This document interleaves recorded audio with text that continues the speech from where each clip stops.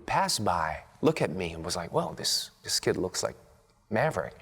And I would just give them a little clap, the little Tom Cruise fist, and they would walk, and they would always come back usually. So it taught me to do the right angles, the right laugh. Let's start with your name and how you spell it. That would be Tom Kazansky, Kazansky. S-K-I? Correct. Just making sure we're all paying attention. Pete Mitchell, captain now. I know it's one of life's mysteries, but no, my real name is Jerome LeBlanc. Actually, I was born and raised in Arizona, in Phoenix. I lived all over, Chandler, Scottsdale, Maricopa, Casa Grande.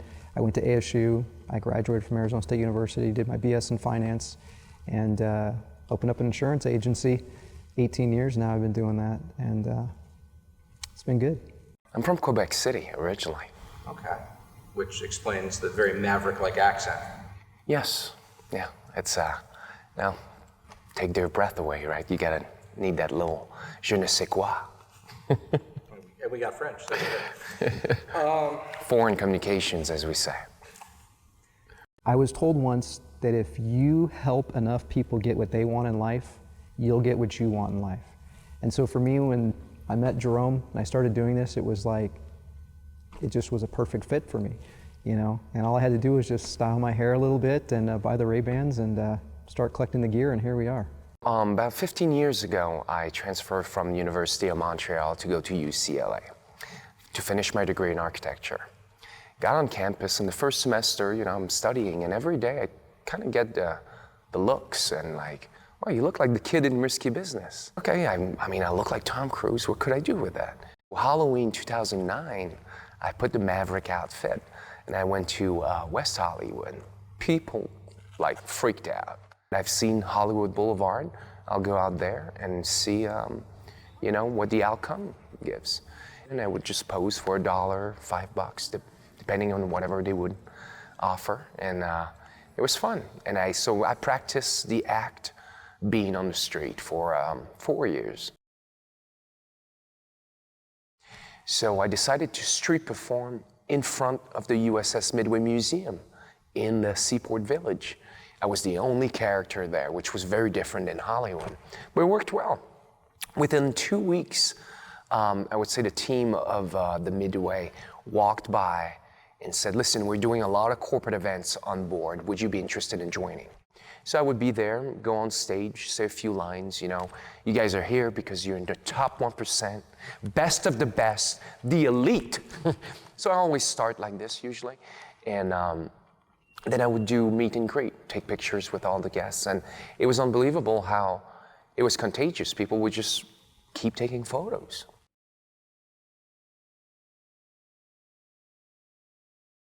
Jerome and I just started talking, and I was like, you know, is that the piano over there? And he's like, yeah.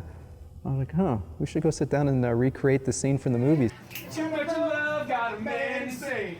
You broke my will, oh what a thrill. Goodness gracious, great balls of fire. And over time, you know, we kept in contact, and I did a few things with him. But it really didn't take off big as far as Iceman until Top Gun Maverick came out.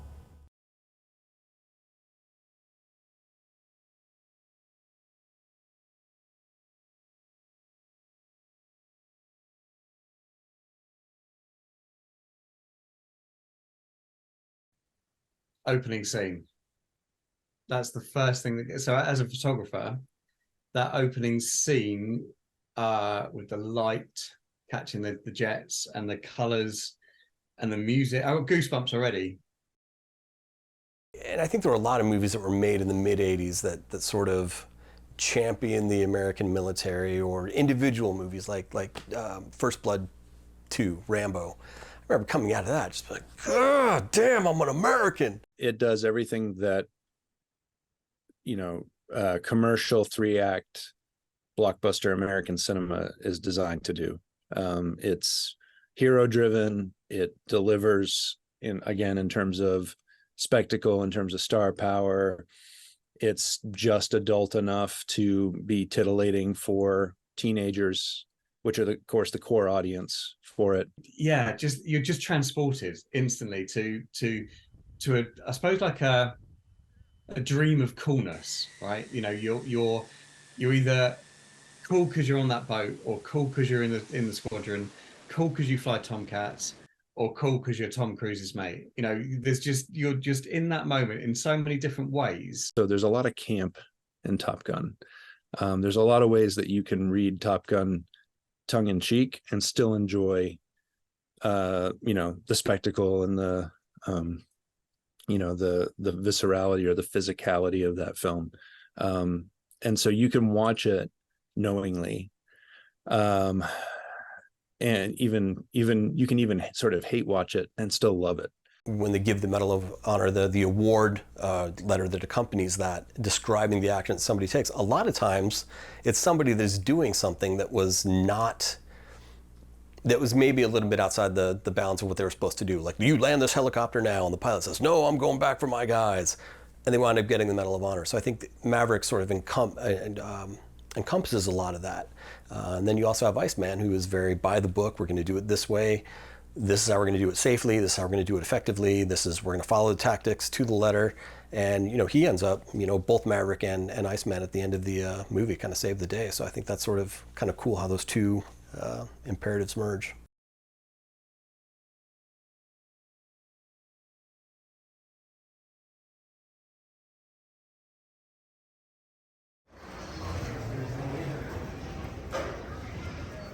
Being a former architect, I'm an introvert of nature.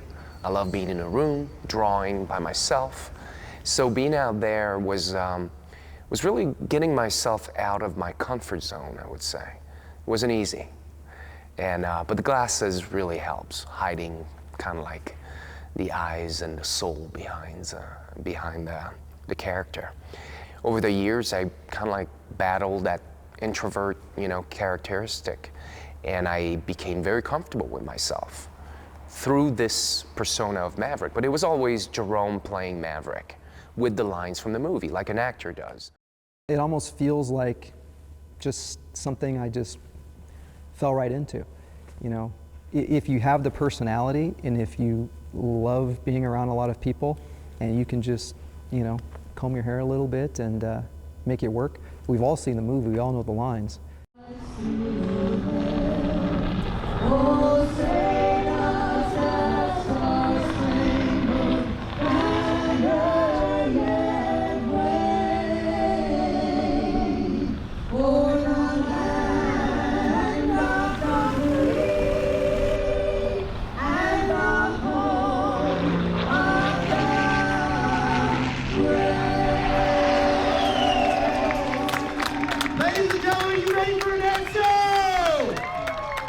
I can keep going pretty long. I mean, like I said, I've been doing like air shows and events for like, you know, up to like 12 hours a day, like on my own before. So now it's nice to have a wingman to counterbalance that, you know, energy we share with others.